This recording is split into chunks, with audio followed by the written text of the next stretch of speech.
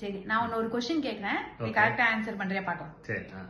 நீ ஒரு பஸ் ஓட்டுற, அத ஃபர்ஸ்ட் ஸ்டாப்ல என்ன பண்றாங்கன்னா 10 பேர் ஏறுறாங்க, 8 பேர் இறங்கிடுறாங்க.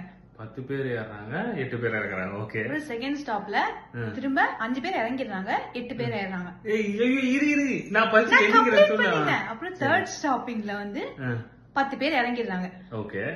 சரி, இப்போ அந்த டிரைவரோட கண்ணோட கலர் என்னன்னு சொல்லு பார்க்கலாம்.